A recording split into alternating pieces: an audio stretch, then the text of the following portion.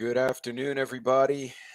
This is the Roaming Prepper. This was not a planned live, and it'll probably not be a very long one, but I did want to bring up some news. I'm sure by now everyone has seen the situation in Afghanistan has gone from stupid to chaotic to now it's somewhat catastrophic. Earlier this morning, I had read a report that 4 United States Marines had lost their lives due to an attack. At the time was unspecified, plus a several score of Afghanis. Hey, Klingon, how are you? Long story short, it has degenerated. There are now over a dozen U.S. troops that have been killed. Several more have been injured. And right now, the civilian count is 60 to a couple of hundred, depending on which estimate you hear. They're saying there are a lot of individuals that are in the hospital that the medical facility is saying they probably won't make it. So this has deteriorated very quickly. Now, the irony is it was not the Taliban who started the attack. ISIS has claimed responsibility. So I want to share a couple of things real quick. Again, this was not per se a planned, hold on a second here, was not a planned event. So let's see what we've got here. And there we go. So, oh, that logo's a little bit too large. I'll have to fix that. Anyway, UK Armed Forces. Now, this came out 12 hours ago.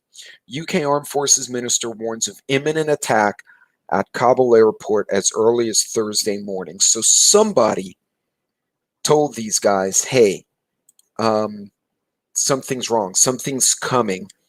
According to the same article,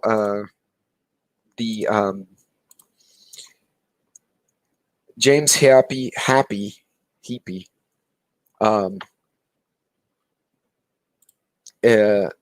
warned that an attack at Kabul airport was likely and told people not to go there. This explains why the State Department was telling civilians, do not go to the airport, go somewhere else. Although the Taliban have claimed the territory, they're trying to gain legitimacy. So this would obviously make them look bad. And Klingon, you're absolutely right. It was only a matter of time. They were hiding because they got their butts kicked last year and year before last. UK Minister for the Armed Forces warned that an imminent lethal attack could happen at Kabul as early as Thursday morning. He said this is just the grim reality of the situation. So State Department, the Brits, the Germans, the French, they all knew something was happening. They couldn't pin down exactly what, but they knew it was an imminent threat. There's a video out from this would be from Microsoft News, MSN. I'll share this one as well. And unfortunately, let's see if the audio will work. It will probably not. In any case, this is General Mackenzie, who's the head of Central Command, or central part of the world, basically, CENTCOM.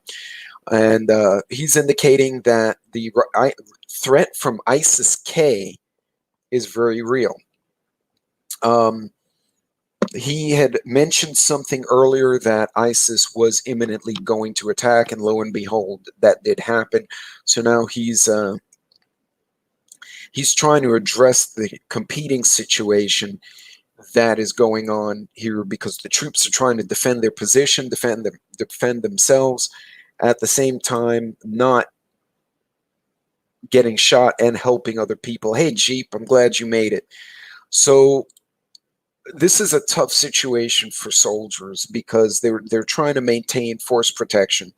They're trying to maintain their perimeter, and basically Kabul is now their FOB. But at the same time, they're trying to admit civilians. So you have Taliban checkpoints, and then Afghani checkpoints, and then the American and Brit checkpoints, all sequentially, one after the other. So this was not a complete surprise that the attack happened. So remember, a few days ago, State Department, even the knucklehead went on TV and told Americans, if you're still in the country, do not go to the embassy, do not go to the airport, stay in place, and we'll arrange to meet you. I did read one report, and I can't find it now, that there are roughly 500 to 1,000 Americans, a few hundred of which have been in touch with the American consulate, and they're trying to figure out how to get them out. The Taliban supposedly has agreed to escort American expats and guarantee their safety to the airport as a gesture of goodwill. So there's a lot of complication going on, and it's just making the job of these troops a lot harder. So then, of course, we all know the incident itself. So the explosions rocked Kabul airport amid a complex attack that killed U.S. troops and Afghans. Now, when they're saying something complex attack, it's usually a multi-layered attack. This is something I actually had studied. Hey, John, I'm glad you made it. Sorry, folks, I'm trying to catch multiple screens, so if I missed anyone, I apologize. Typically, a multi-layered attack, we started seeing them in the battles between Israel and the Palestinians over in that part of the world. It would be a bomb, and then when the responders went to assist the people, they detonate another bomb on the responders. Or it would be a shooting, and then the shooting would be at a group of people. The people would flee, and typically you'd herd them, right? So two shooters would shoot and send them running in another direction, either into a third shooter or into a bomb, and then you'd maximize casualties. According to this, there was an explosion with a suicide bomber between the Taliban and American checkpoints, so both Americans and Taliban got killed, after which people then ran away from the airport and were met with a couple of people with Kalashnikovs shooting up the civilians as they tried to flee. So, oh, I just saw another comment, but I missed it. In any case, yeah, it took part. So they attacked one gate, and then there was a bombing at the other gate. So again, similar to the Boston bombing, and I love looking at these patterns. I mean, I don't like seeing this kind of news, but looking at the patterns, remember the Boston bombers had set one bomb off, people started running away, the second one detonated. Yeah, and Seamus, I can. Hey, Jennifer, they knew it was coming. They knew something was happening, but again, how do you filter it out when you no longer control the country? You're basically backed into the airport. So that's a picture of the smoke and the explosion after the fact. So unfortunate situation. So within a few hours, of course, then we had the Taliban. I'm sorry, the Al Qaeda, ISIS rather. I got all my terrorists mixed up. ISIS immediately claimed responsibility. The Pentagon is now trying to secure with the British and French. At least 2 aircraft have come under fire as they were trying to flee. Hey, Tammy, I'm glad you made it. they were trying to flee, and somebody fired an RPG at the plane, which is not a guided missile. It's kind of a dumb rocket. And they were nowhere near the plane, but the plane had to make a maneuver while it was taking off, which I sure was not cool for the people inside. ISIS did claim responsibility, and they claimed that they will continue to attack American and Western allies, etc., the typical verbiage that comes from them. They've not only claimed responsibility, they've made additional threats in the area. The Pentagon's just trying to keep on going on. The military right now, they're trying to change the protocols. They've been in touch with the Taliban, who are trying to gain control of the country they've just basically taken over. Now, here's the thing that I found funny is there was a report on the radio that the Taliban went looking for ISIS, found some of them, had a firefight with them, and then killed them and left them in the street. So, so there is one powerful Islamist group that has rejected the Islamic State and has actively fought against it, the Taliban of Afghanistan and Pakistan. They have a very serious difference in their views of their faith and how it should be exercised. And so the Taliban, right, Seamus, and that's the problem. The Taliban and ISIS can probably pick each other out because they know each other, but for our guys, they can't tell. So the UK and NATO and American forces, or hey, Donna, I'm glad you made it, are struggling, trying to get a handle on who's coming through. They have started letting civilians in again. They're hoping to have several thousand more escape. They're seeing a lot of children. I showed that video the other day. A lot of kids now they're starting to see. I saw a video as well as a lot of families. And again, it's hot. There's confusion. People are panicking. I'm sure there were deaths from stampeding. Oh, Jennifer, yeah, that's... I can't even elaborate on that comment. And that's absolutely true. This has been a mess, and it's tough. Hey, Joe, I'm glad you made it. And again, yeah, Seamus has a good point. You know, it's tough to fight against someone who really doesn't care if they die. I mean, most people are willing to, you know, under the right circumstances, but this is, you know, fanaticism. So in any case, now you have a three-way situation, and I talked about riots, three-way riots, where you have the authorities and then Group A and Group B all fighting, and what you have here is basically a three-way war. The Taliban and the Westerners have made some kind of agreement, but now ISIS is trying to disrupt it. They're trying to make the Taliban look bad. And they have their reasons for doing that I don't understand. It would take me some time to read up on it. So all this is going on, and we are still expecting the 20th anniversary of 9/11. And that's just going to incentivize certain groups to try to lash out and do whatever it is they want to do. So essentially right now we've got a lot of emboldened foes out there who are right now they're fighting with each other, which may be a blessing in disguise. They'll be distracted and leave our guys alone for a bit. But the truth of the matter is we have a lot of emboldened people out there who have watched us really not handle this well. Typically, when you evacuate, and Vietnam was a good example, the civilians left except for the embassy. Then the military left except for the embassy contingent. South Vietnam actually held on for almost 2 years, but it was the money coming from China into the North Vietnamese army that just eventually overran them. Yeah, and Seamus, that's a very good point. And this was a point of the conversation. If you guys didn't see Pilgrim Radio, it was Pilgrim, myself, Hutch, and there was someone else who I just blanked out on. I'm sorry if you're watching, man. I just totally blanked out. Chaz. But we were all discussing the sleeper cell concept. You don't know. To be quite honest, you take a guy like me, I've had people walk up to me and speak Arabic in airports overseas. They didn't know. I could pull off Arabic.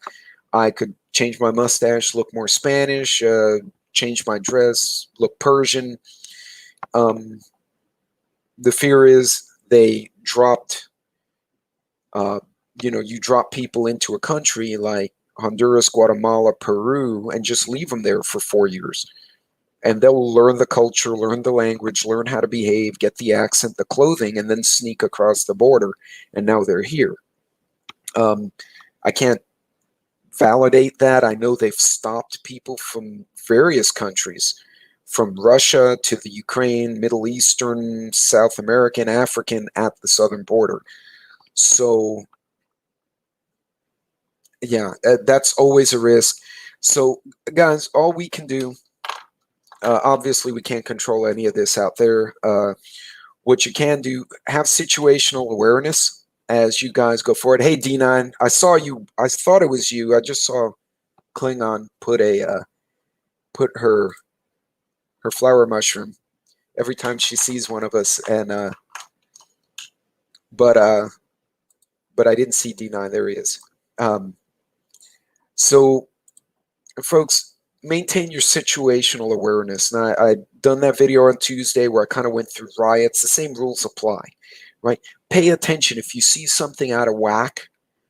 Let's put it this way. If your gut tells you, don't go down this alley, don't go down the alley. I learned that the hard way growing up in the city. So yeah, don't do it. Pay attention. Watch what's going on around you, and think ahead. I've got a few videos on travel and how to be prepped while you're traveling, and not just in your car, in your airplane. In an airplane where you have a limitation as to what you can and can't bring on an airplane, there are ways to prepare yourself to be familiar with the area, the assets, the dangers before you go. Even if you're just going to the nearest big city to do shopping or whatever, pay attention. Look for things that are out of place. Don't do what I see the teenagers do and do this the whole time, and you never look up and you don't see what's around you. At the very least, you'll get pickpocketed, much less hurt. There's a lot of moving parts all of a sudden. It was weird before, now it's strange. We've got the National Guard has been deployed in a couple of places, mainly in a medical assisting role. I think it was Montana or Ohio. God, I gotta look now. But even though we've got extra people out there, be it the National Guard, law enforcement, there's stuff going on. And thanks, Klingon. And yeah, pay attention. Keep in mind, and it's kind of a macabre subject, but most bombers, mass shooters are very dedicated. Mass shooters actually tend to be, the psychological profile tends to be suicidal. And I actually had the privilege of going to a class taught by a retired federal agent, which really blew my mind when I finished the class. This is not far removed from the Taliban / ISIS type. So watch for people when you're out and about that are out of place, right? You see the guy with 3 kids throwing Legos at each other in Target, that's probably not your terrorist. You see that one person in the corner with a weird bag kind of lurking around or following you as you go through the store, pay attention to that. Typically, they don't want attention. So we as a nation will fracture to protect the like-minded. Yeah, unfortunately. And one of the problems is people get embedded and they don't have conversations with people who think differently to expand their mind. So when folks like us try to say, hey, you need to have situational awareness, they get upset. There are still, of course, supply chain issues, which we'll go into at another time.